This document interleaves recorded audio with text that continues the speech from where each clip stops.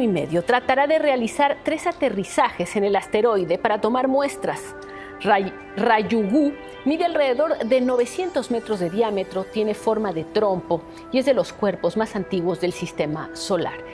Se espera que la misión aporte información sobre la evolución del universo y que regrese a la Tierra a finales del 2020. Y estas son obviamente unas recreaciones de lo que va a tener que hacer esta sonda o de lo que se espera que haga esta sonda justamente para tomar estas muestras. Muchas gracias por acompañarnos. Lo esperamos mañana aquí en punto. Y en unos minutos los invito a que nos acompañe en Tercer Grado. Nos vamos para allá.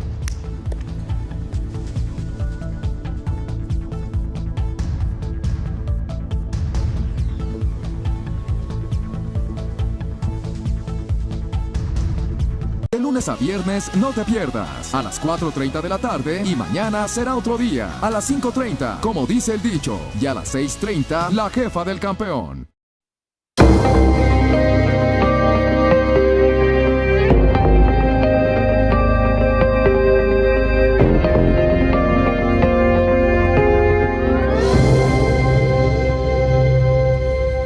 Muy buenas noches, estamos en Tercer Grado y hoy me acompañan Carlos Loret de Mola. ¿Qué pasó? ¿Cómo están todos? Muy buenas noches. Leo Zuckerman. Buenas noches. René Delgado. Buenas noches. Raimundo Riva Palacio. Buenas noches a todos. Joaquín López Dóriga. Hola, doctor, buenas noches. Y en unos segundos estará con nosotros Denise Merker, que viene corriendo del otro estudio para estar con nosotros. Bueno, concluyeron las campañas. Se acabó. Fin. Lo único que queda por delante es ir a votar y que se cuenten los votos. Rescatemos y empecemos, sugiero, con el tema de los cierres de campañas.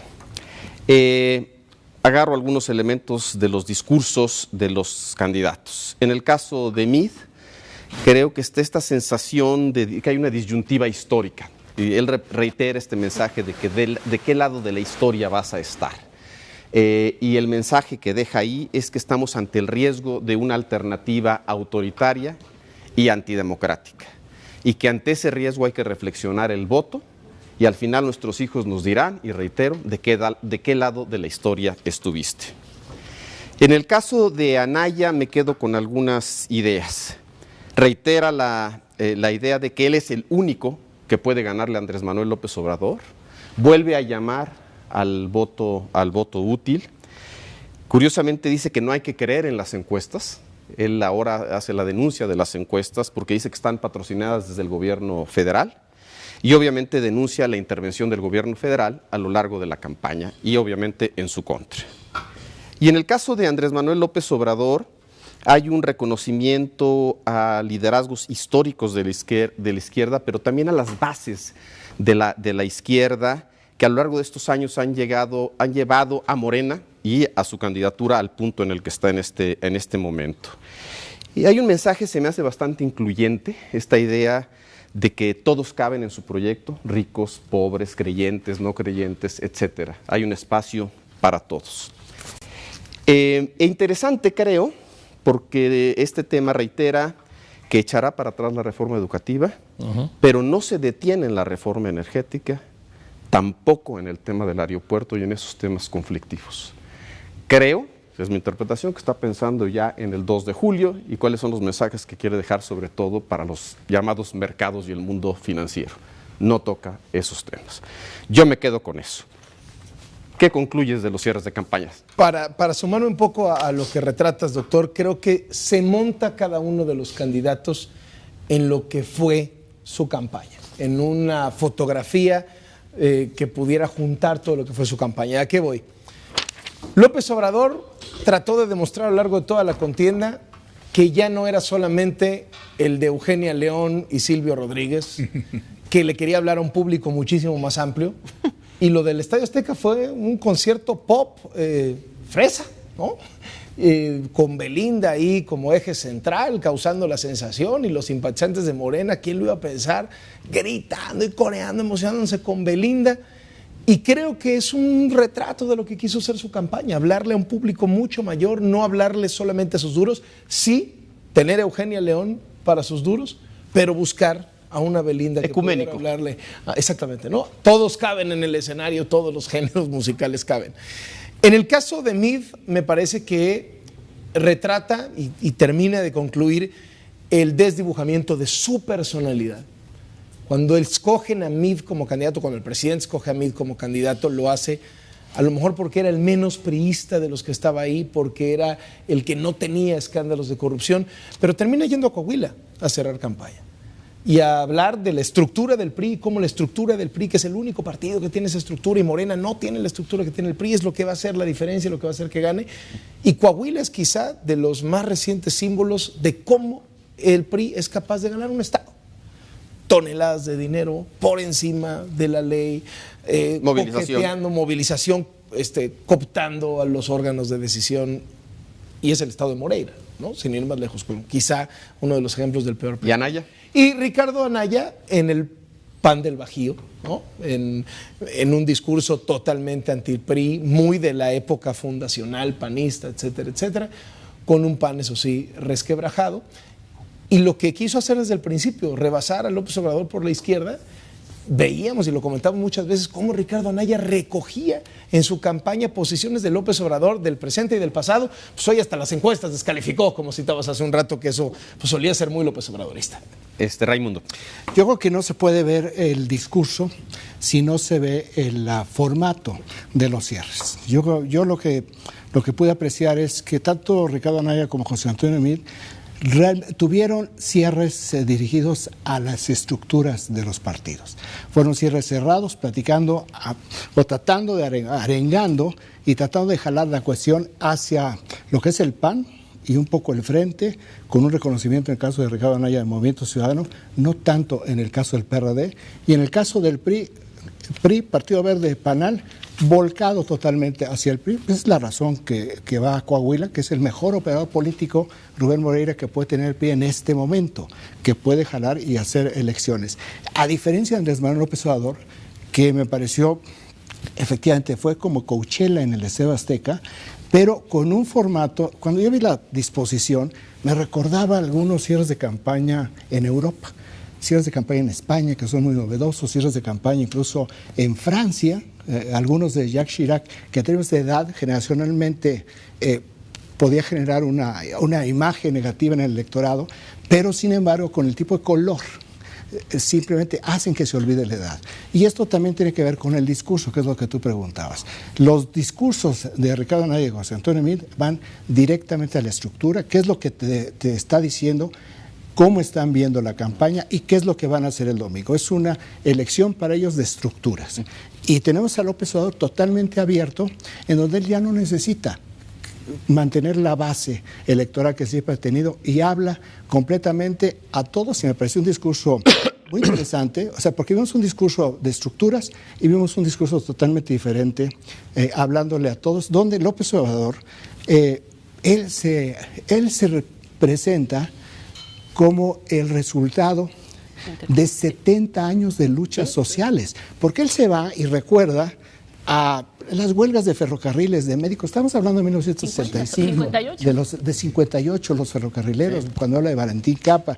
Es una etapa de la historia de México que le causa cierta fascinación. Pero va mucho más allá, porque él hace todo un recorrido. Habla de Rubén Jaramillo. Rubén Jaramillo fue asesinado en el gobierno de Adolfo López Mateos.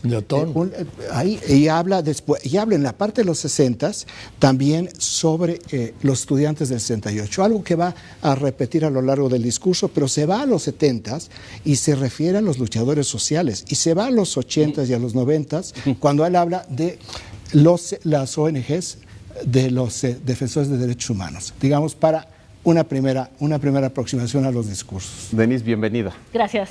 Este es un programa, por cierto, un poco más corto por el tema de la veda electoral, entonces tenemos que ser mucho más rápidos porque se nos está yendo el tiempo. ¿Qué rescatas? Yo hago un comentario y en realidad me sumo a parte de lo que dice Raimundo, y a mí lo que me pareció interesante es, minutos antes de que entrara Andrés Manuel López Obrador al Zócalo, gritaban... Al Estadio Azteca. Perdón, al Estadio Azteca. Gritaban, es un honor estar con Obrador en esta cosa, muy centrado, presidente, muy centrado en la persona. Y el inicio del discurso, en realidad, es presentarse como la punta de un iceberg que se ha construido a lo largo de por lo menos 100 años. Y eso me pareció interesante. Me pareció interesante que agradeciera a gente que no ha dicho que lo apoya explícitamente, entre otros Cuauhtémoc Cárdenas, Ifigenia Mártir. En fin, hizo todo un recorrido que lo que básicamente estaba diciendo somos solamente la punta de algo que se ha venido gestando hace mucho tiempo. Él, desde luego, siempre ha hablado de los movimientos de los 50, de Demetrio Vallejo y demás. Me pareció interesante porque me parecía que estaba todo puesto para el culto a la personalidad, que puede ser muy inquietante con un estadio Azteca de 90,000 personas gritando como estaba gritando, y en realidad el candidato llega a apagar la fiesta, a serenar la fiesta, no a arengar. No llegó a arengar, que llamó mucho la atención. Las arengas las hicieron antes. Él en realidad llegó a cerrar, a ponerle la llave a un periodo y decir el domingo en la noche seguramente va a ser el discurso de lo que sigue. Joaquín. Mira, yo vi detalladamente el de Andrés Manuel López Obrador, vi el de Mid, pero lo que tú dices es exacto. Hoy Andrés Manuel López Obrador en el Estadio Azteca dio a conocer su programa de gobierno en puntos elementales o esenciales, como desde no usar el avión presidencial ya como un hecho formal, regresar el Estado Mayor a la Secretaría de la Defensa Nacional, no vivir en Los Pinos, hasta el tema del déficit, del gasto. Recuperó la República Amorosa de 2011, habló de valores anteriores a Jesús Cristo, como le llamó. O sea, y no era el Andrés Manuel López Obrador del templete. Habló con una serenidad, cautivando a un Estadio Azteca. Eso lo puede hacer solo una estrella del fútbol, ¿sí? En el caso de Mid lo vi muy centrado en una alternativa histórica. O soy yo y no quiero regresar a los tiempos de Echeverría, o es el desastre. Para él el desastre es López Obrador. Y en el caso de Anaya lo vi pidiendo el voto útil, y en el último día y en el último momento y en el cierre de su campaña siguiendo atrapado en el tema de la Procuraduría General de la República. René. ¿Cuánto tiempo tengo? No, creo que los cierres... Hasta que nos sancione el INE, entonces tú dices. Bueno. No, creo que los cierres reflejan el posicionamiento de los partidos. Curiosamente, el de Mid es un discurso contestatario, no elaborado, no preparado, que le contesta Andrés Manuel López Obrador, y la historia va a juzgar a quienes voten por López Obrador. ¿Sí? Lo que te habla de alguien que está con la imposibilidad verdaderamente de competirle. Y el vestido y el movimiento, el lenguaje corporal, no te está hablando de un probable estadista, sino de un cierto candidato desesperado. En el caso, y efectivamente, si uno ve que es Toluca y uno ve que es Coahuila, uno no puede negar que el simpatizante terminó siendo más militante que los originales. En el caso de Ricardo Anaya, arranca con los agradecimientos, quizás por un error no menciona a Granados, a Manuel Granados del PRD, lo que deja sentir que hay ahí adentro un problema, y que además amanece con un problema. Los 12 gobernadores de su partido, 7 de 12, perdón, le manifiestan ya un órgano no institucional como fue la CONAGO frente a Fox. Estos inventan la GOAN. Sí. Pero en el día del cierre de su candidato. Sí. Y ahí es interesante quiénes firman y quiénes no firman. Exactamente. Sí. Porque no firma Yunes, no firma Corral, no firma Vega y no firma Miguel Márquez, que es una cubetada de agua fría en el momento en que es el clímax de una campaña que has desarrollado. Y por último, el vestido de Andrés Manuel, el foro de Andrés Manuel y el discurso de Andrés Manuel ya te habla de un político que está a punto de ser coronado. Es un discurso no promoviendo, no llamando, al final llama a no quedarse en casa porque ya la tiene segura, pero es el único llamado de un candidato. Está hablando de un político que ya se siente sentado en la silla más preciada de este país. Y Leo. Bueno, yo agregaría a lo que ya se dijo que el contexto en el que se dan los cierres de las campañas, y creo que el Mundial es un contexto importante en esto, lo que ocurrió hoy con la selección mexicana de fútbol. Creo que no es gratuito que se hayan ido los 3 candidatos a cerrar a sus bastiones. Se va Anaya a Guanajuato, se va Mid a Coahuila y López Obrador en la Ciudad de México. Creo que claramente entendieron que había que ir con sus bases, ¿no? Porque los otros están pensando en otras cosas, ¿no? Y agregaría también el tema, me parecen los discursos, que los tres discursos hablan de que esta elección es una elección muy especial. Y yo coincido, que lo que está en juego es mucho. Creo que sí se transpira eso en los discursos, que lo que vamos a votar el próximo domingo es un cambio que puede ser muy profundo, y creo que los tres lo dicen claramente, y yo ahí sí quiero decir, creo que coincido, lo que está en juego es muchísimo en esta próxima elección. Bien, ahora ese, digamos, es sintéticamente lo que fueron los cierres. Ahora vamos a ver cómo cierran las encuestas, y tengo algunos datos que me gustaría presentar, que es el poll of poll, es decir, el promedio de las encuestas al día de hoy, si nos pueden poner en pantalla. Ahí está. Y lo que vemos es que, y esto es de Oráculos, que ha venido haciendo este ejercicio, tenemos a Ricardo Anaya con 27%, José Antonio Meade Curibreña con 20%, Andrés Manuel López Obrador con 49% y Jaime Rodríguez Calderón con 4%.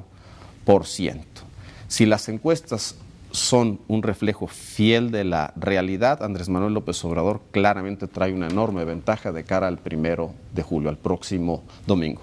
La pregunta que yo les haría es ¿cómo llegamos aquí? ¿Cuáles fueron los aciertos? ¿Cuáles fueron los errores? ¿Cuál fue el contexto? Pero antes de eso, hacemos un corte y regresamos.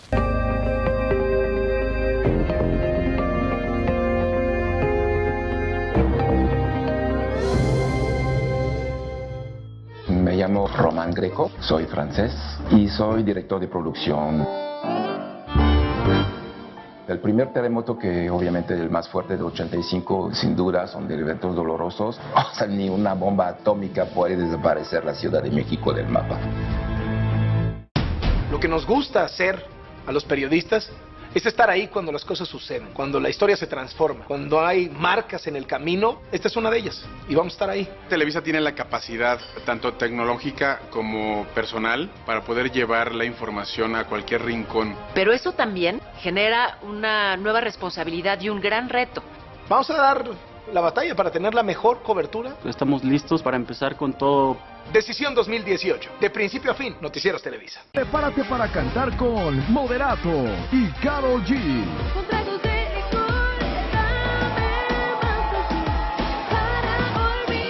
Al final, todo queda en familia. Sábado 6 de la tarde con las estrellas. Y recuerda, Mi marido tiene más familia. 9 de julio, 8:30 de la noche. Siempre hay un dicho para cada historia. Deja de decir estupideces. Tú eres la que no encaja en esta familia. Yo soy la que no encaja en esta familia. ¿Estás saliendo con los dos? Sí, estoy saliendo con los dos, pero no me vayan a echar de cabeza porque ninguno de los dos puede enterar. Como dice el dicho, lunes a viernes. Y recuerda, Mi marido tiene más familia. 9 de julio, 8:30 de la noche. Noticieros Televisa está abierto a todas las voces. La equidad es lo más importante. ¿Cuál es nuestro reto? Tener toda la información real para que sea usted y solo usted el que elija. Lo nuestro es la exactitud en la información. Decisión 2018, de principio a fin.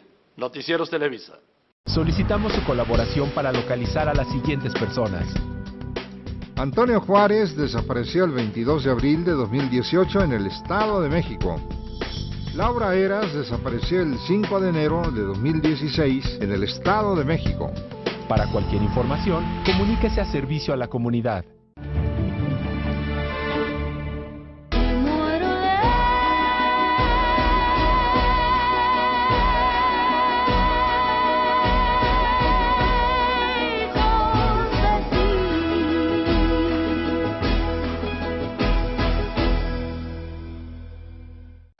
Lo que nos gusta hacer a los periodistas es estar ahí cuando las cosas suceden, cuando la historia se transforma, cuando hay marcas en el camino. Esta es una de ellas y vamos a estar ahí. Televisa tiene la capacidad, tanto tecnológica como personal, para poder llevar la información a cualquier rincón. Pero eso también genera una nueva responsabilidad y un gran reto. Vamos a dar la batalla para tener la mejor cobertura. Estamos listos para empezar con todo. Decisión 2018, de principio a fin, Noticieros Televisa. Permítanos, llévensela leve. Voy a ir de guayabera. Esta película ya la vimos. Lo que el peje se llevó. En mi Facebook, Bronco Investigation. El privilegio de mandar. Lunes, al terminar en punto. Sabemos que papá es intrépido, divertido y amante de la acción. Por eso en Blim nos celebramos siempre con el mejor contenido. Tramposos con suerte. Bloque de búsqueda. En la boca del lobo. Suscríbete ahora y disfrútalos cuando quieras y donde quieras. En esta empresa trabajamos más de 15,000 personas. Todos le echamos muchas ganas para que todo salga bien. Llevo 8 años aquí y ya hasta me pude comprar mi casa. Empresas como esa generan 9 de cada 10 empleos del país. México necesita más empresas para generar más empleos. Consejo de la Comunicación, voz de las empresas. Me llamo Román Greco, soy francés y soy director de producción. El primer terremoto, que obviamente el más fuerte de 85, sin duda son de eventos dolorosos. O sea, ni una bomba atómica puede desaparecer la Ciudad de México del mapa. Lo que nos gusta hacer a los periodistas es estar ahí cuando las cosas suceden, cuando la historia se transforma, cuando hay marcas en el camino. Esta es una de ellas y vamos a estar ahí. Televisa tiene la capacidad, tanto tecnológica como personal, para poder llevar la información a cualquier rincón. Pero eso también genera una nueva responsabilidad y un gran reto. Vamos a dar la batalla para tener la mejor cobertura. Estamos listos para empezar con todo. Decisión 2018, de principio a fin, Noticieros Televisa. Prepárate para cantar con Moderato y Karol G.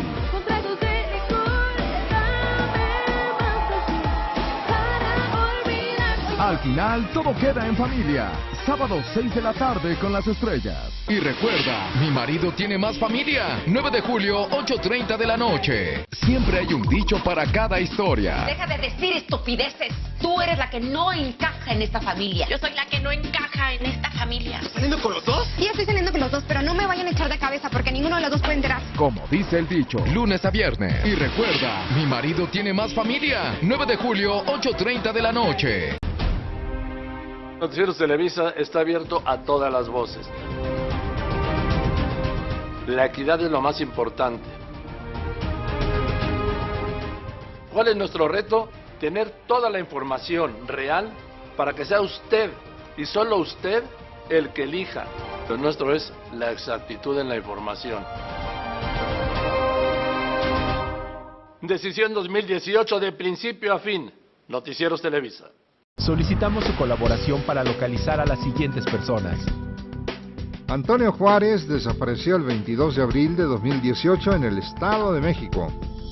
Laura Eras desapareció el 5 de enero de 2016 en el Estado de México. Para cualquier información, comuníquese a Servicio a la Comunidad.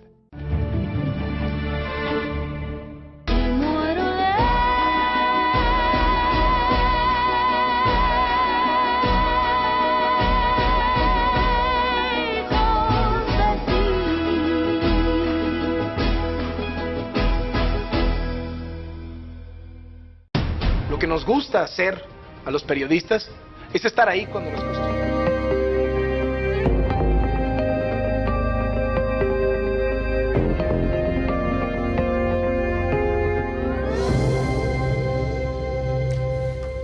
Decía antes del corte que las encuestas lo que revelan es una amplia ventaja a favor de Andrés Manuel López Obrador y no, una ventaja que se amplió a lo largo de la campaña. Y preguntaba yo cómo llegamos aquí. Creo que parte de la explicación seguramente tiene que ver con el contexto, parte con los aciertos de su campaña y parte con los errores estratégicos de sus opositores. Si insisto, si las encuestas son un reflejo fiel de la realidad, ¿qué dirías, Denise? Pues mira, partiendo, por supuesto, las encuestas serán juzgadas a partir de los resultados, ya veremos. Quisiera nada más hacer un comentario para responderle a Leo. Todas las elecciones, en las que yo he estado viva han resultado ser importantísimas y decisivas. Solo lo quiero comentar porque él decía que se juegan grandes cosas. Yo la verdad no he participado en ninguna ni he estado presente. Recuerdo perfectamente la primera, la del 88, en donde se jugaba algo importantísimo, el 94 se jugaba algo vital, el 2000, el 2006, en fin, lo que quiero decir es que esta valoración de que seremos juzgados por esta, pues hemos sido juzgados individualmente, creo que por todas, pero bueno, en el tema creo que Leopoldo tocas un asunto, ¿cómo llegamos aquí? Y es interesante, yo creo que a mí me parece que el elemento que lo explica y que se puede ver hoy a posteriori es el Pacto por México. Tengo la impresión de que en el momento en que Enrique Peña Nieto gana la presidencia y convoca y logra convocar a una parte del PAN y a una parte del PRD de manera sorprendente finalmente, ¿no? Y lo sienta en una mesa y se presenta y inicia su gobierno con este consenso, pues deja solamente a uno afuera. Y ese uno afuera que solo queda es Andrés Manuel López Obrador. Y ahí se jugaron esos tres, PAN, PRI y PRD, y digamos, las versiones de esos partidos que estaban ahí, una apuesta muy grande, y era o lo que habían decidido funcionaba y funcionaba a tiempo, o evidentemente el cambio solo iba a ser uno. Y creo que lo que ocurrió fue que el cambio solo podía ser uno, y que el balance que se hizo de lo que dejó esa alianza y ese gobierno fue negativo. Y fue negativo por el tema de la corrupción y porque muchas de las cosas, si algún día van a tener resultados tangibles, no la han tenido ahora. Entonces, me parece que la interpretación que se hizo de las campañas no tomó en consideración eso, y que cuando ves que el voto útil que sí hubo se fue hacia Andrés Manuel, porque nos lo mostró Margarita Zavala renunciando a su candidatura, y no vimos que eso fuera a alimentar a nadie en la oposición, sino que se fue a quien era el que estaba afuera de ese sistema. Creo que hubo una interpretación de las campañas desde el inicio que equivocó la mirada en ese sentido. Leo. Bueno, le contesto a Denise, desde luego todas las elecciones son importantes, pero yo decía que esta en particular es más importante porque, quieras o no, desde 1982, pues sí ha habido alternancia entre el PRI y el Partido Acción Nacional, pero el modelo de desarrollo económico, vamos a llamarle neoliberal o cosmopolita, o como le quieran llamar, de apertura hacia los mercados, etcétera, ha sido la constante, me parece, de 82 para acá.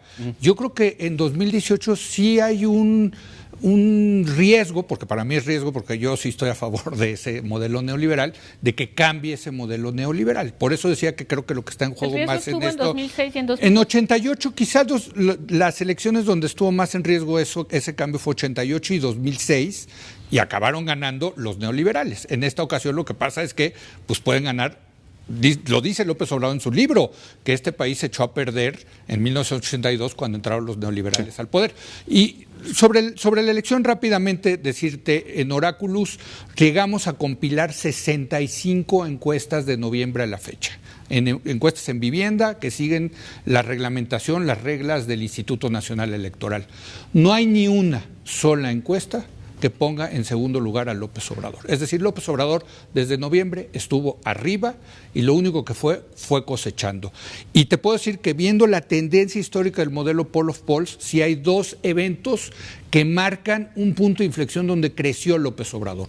Uno, en abril, el tema de la PGR, del lavado de dinero, la bronca que se echó con el presidente. Y dos, la renuncia de Margarita. Así es. Efectivamente, la renuncia de Margarita acaba favoreciendo a López Obrador. Entonces, esos dos eventos me parece que fueron fundamentales para ir rompiendo lo que pensábamos mucho, que había un techo en la votación. Que muchas veces se decía Andrés Manuel López Obrador solo puede bajar a partir de este punto, y seguía subiendo, mientras el PRI y el PAN seguían, tratando de aniquilarse por el segundo lugar, ¿no? Es correcto. Para hacer el símil de fútbol, desde el inicio, panistas y priistas se plantearon que López Obrador ya estaba en la final por su posición en las encuestas, y que entonces lo primero que había que hacer era disputar el segundo lugar. Pues este partido concluyó sus 90 minutos, se fue a tiempos extras y se siguen tirando penales a estas alturas del partido, y no parece haber quien haya llegado a disputarle la final a López Obrador según las encuestas. Yo identifico 4 momentos clave, y 3 de ellos curiosamente no suceden durante las campañas. A mí, más que el Pacto por México, y entiendo lo que plantea Denise, pero no creo que la elección se haya tratado de por qué fracasó el Pacto por México. Yo creo que el punto de inflexión, incluso el Pacto por México, pues era el de Saving México del presidente, ¿no? Lo que termina marcando la elección son 4 puntos. Primero, Ayotzinapa, Casa Blanca, que es violencia, corrupción. Ese eje, que es lo bajísimo que tiene de aprobación el presidente y que viene de antes de campaña, me parece un tema clave. 2, el gasolinazo, que también sucede antes, y ese es un punto de inflexión también en las encuestas. 3, y yo lo ubico antes, el rompimiento de Margarita y la no cohesión de los gobernadores panistas, que tiene hoy quizás su punto culminante con el Goan que mencionaba hace un momento René. Y el único de los 4 que sí lo ubico en campaña es el tema Barreiro. No, estos 4 momentos creo que son los que terminan definiendo la elección, y todos abonan al observador que empezó en los 20s y anda ahorita en los 40-50. Joaquín. Estando de acuerdo con estos puntos, yo quiero señalar otro. Los años de campaña de López Obrador. Leopoldo, en política como en el periodismo se aprende todos los días. Solo los necios no aprenden. O los incapaces, ¿sí? No pueden. Y yo recuerdo, por ejemplo, sin dar por descontado el resultado del domingo, por supuesto, Allende a la tercera, Mitterrand a la tercera, Lula a la tercera o a la cuarta, ¿no? A la cuarta. Entonces, López Obrador sería la tercera. Leopoldo, de una larguísima campaña de años, sobre todo reforzada en los últimos 3, ante 2 bisoños. 2 bisoños totalmente en el tema electoral, sí, político y de campaña. 2 bisoños, y que yo creo que no estuvieron bien cuerpeados, ni Mir salió a tiempo, ni Anaya se pudo desenvolver como el joven maravilla que había surgido, ¿sí?, desde aquel debate con Manlio, desde que fue presidente de la Cámara de Diputados. Entonces estuvieron 2 bisoños con un profesional, no solo de la política, sino de hacer política. Y Leopoldo, y en un momento de crisis, no te quiero decir de crisis económica, pero en un momento de crisis, de un extendido enojo social, en donde si la selección pierde 3-0 pero clasifica, lo importante no es que haya clasificado, sino que haya perdido 3-0. Entonces, yo creo que es una suma de todo lo que se ha mencionado aquí, más estos. Un profesional de hacer política y de hacer campaña. Tal vez parte del aprendizaje, Raimundo, fue optar por una campaña mucho más incluyente, abierta, menos conflictiva, ¿no? de menos choque, menos rijosa. ¿Tú cómo yo creo que hay un error de diagnóstico de principio, ¿sí?, en ambos casos frente a la campaña de López Obrador, porque la pregunta era, ¿y cómo llegamos aquí? Yo creo, y voy a retomar una parte de lo que dice Denise, me parece que aquí la parte fundamental de cómo llegamos aquí viene por un diseño institucional en la presidencia cuando llega Enrique Peña Nieto, porque decide, bueno, es persuadido por su jefe de oficina, Aurelio Nuño, de cambiar lo que había sido el tipo de consenso y la relación con los diferentes agentes económicos y actores políticos que habían mantenido la presidencia. Por lo tanto, bajo la lógica teórica, quizás diseñada en Oxford, pero no en la realidad mexicana, de que la razón por la cual los presidentes hablaban con la iglesia, con empresarios, con los medios de comunicación, tenían otro tipo de relación con las propias Fuerzas Armadas, era para ir construyendo un consenso, no para cogobernar, que era, por ejemplo, el argumento que se dio con el caso de los empresarios. El quiebre del consenso se da en 2013 con la reforma fiscal. Ahí cuando vemos el histórico de las encuestas, ahí es la primera vez que se cruza desaprobación con aprobación. Un año antes, más de un año antes de la Casa Blanca, que es el segundo gran bajón, porque Ayotzinapa es mucho más lento, y el tercer gran bajón es el gasolinazo. Entonces ya venía en picada. ¿Qué es lo que hace en el Pacto por México?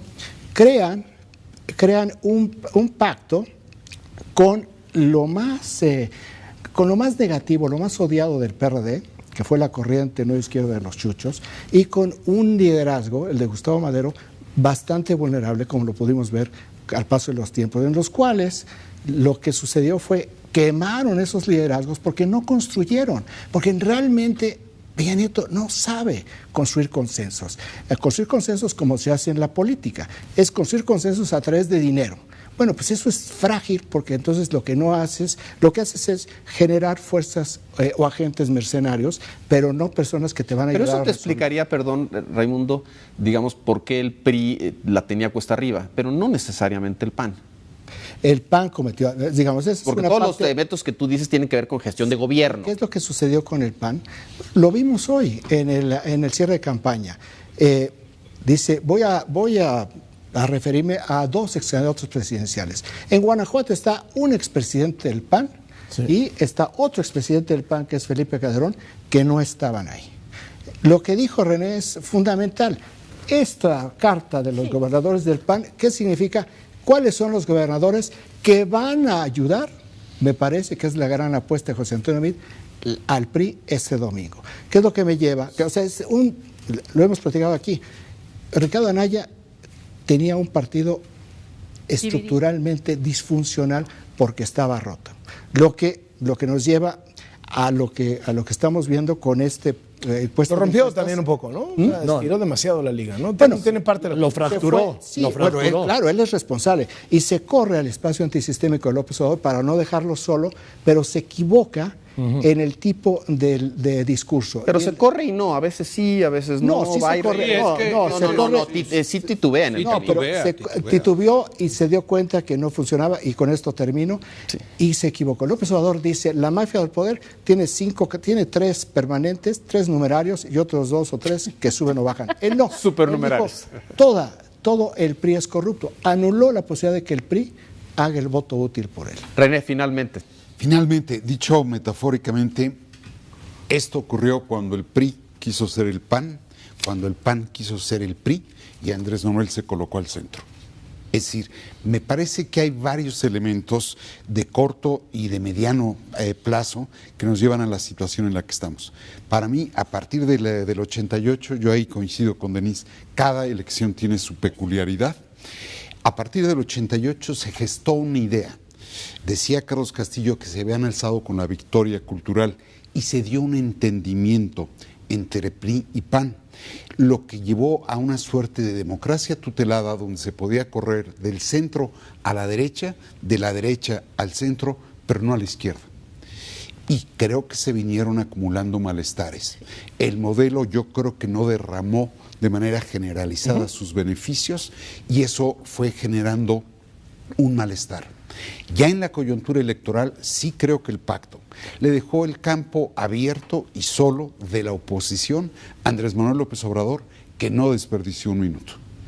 Y lejos de ir a la alianza natural que era la del PRI y la del PAN, rompieron entre estos.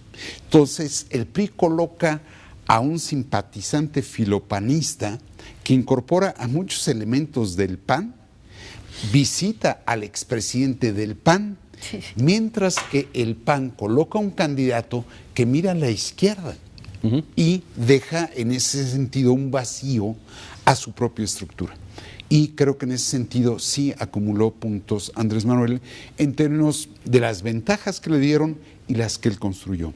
Muy bien. Bueno, hacemos un corte y regresamos con más de este tema.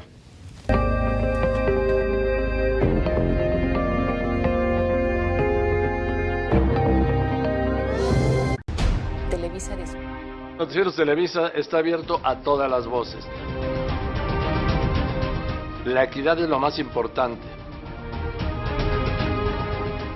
¿Cuál es nuestro reto? Tener toda la información real para que sea usted y solo usted el que elija.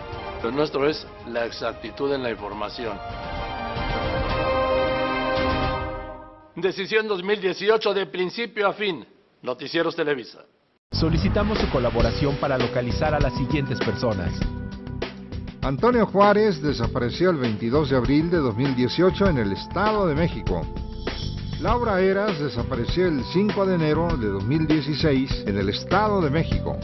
Para cualquier información, comuníquese a Servicio a la Comunidad.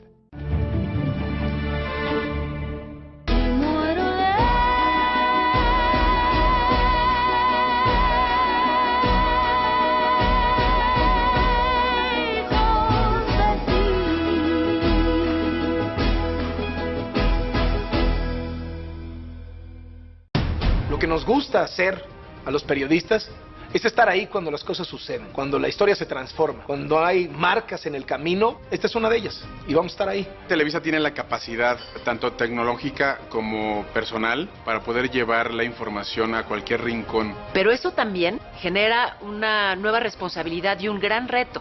Vamos a dar la batalla para tener la mejor cobertura. Estamos listos para empezar con todo. Decisión 2018, de principio a fin, Noticieros Televisa. Permítanos, llévensela leve. Voy a ir de guayabera. Esta película ya la vimos. Lo que el peje se llevó. En mi Facebook, Bronco Investigation. El privilegio de mandar. Lunes, al terminar en punto. Sabemos que papá es intrépido, divertido y amante de la acción. Por eso en Blim nos celebramos siempre con el mejor contenido. Tramposos con suerte. Bloque de búsqueda. En la boca del lobo. Suscríbete ahora y disfrútalos cuando quieras y donde quieras. En esta empresa trabajamos más de 15,000 personas. Todos le echamos muchas ganas para que todo salga bien. Llevo 8 años aquí y ya hasta me pude comprar mi casa. Empresas como esa generan 9 de cada 10 empleos del país.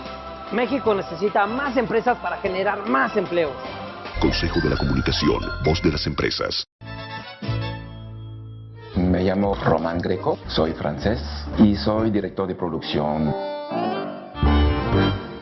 El primer terremoto, que obviamente es el más fuerte de 85, sin duda son de eventos dolorosos. O sea, ni una bomba atómica puede desaparecer la Ciudad de México del mapa.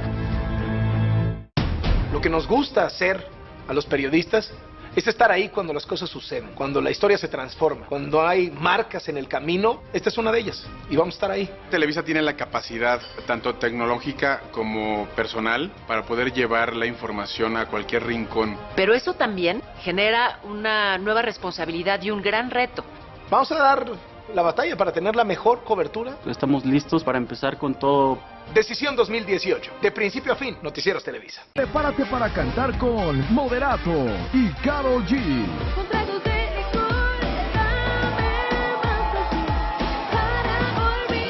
Al final, todo queda en familia.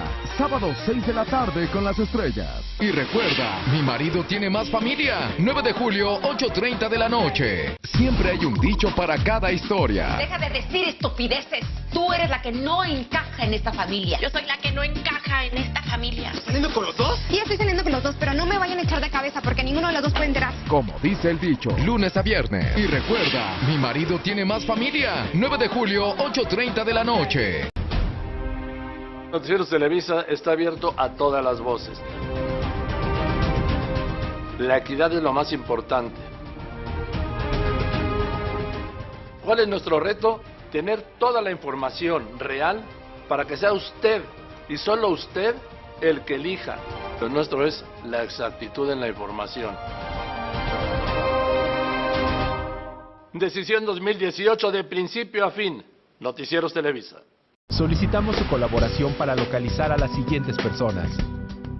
Antonio Juárez desapareció el 22 de abril de 2018 en el Estado de México. Laura Eras desapareció el 5 de enero de 2016 en el Estado de México. Para cualquier información, comuníquese a Servicio a la Comunidad.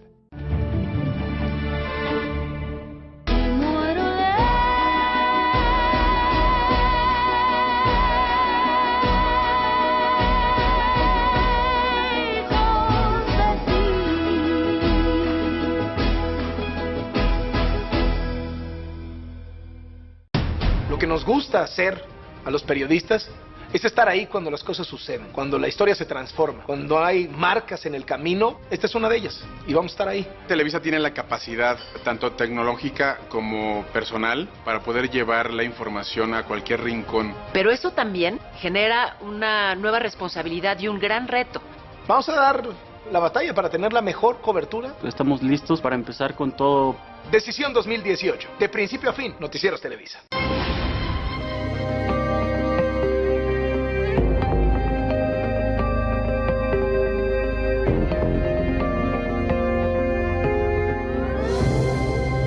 Bueno, 9 minutos para las 12 de la noche, eso nos queda para discutir.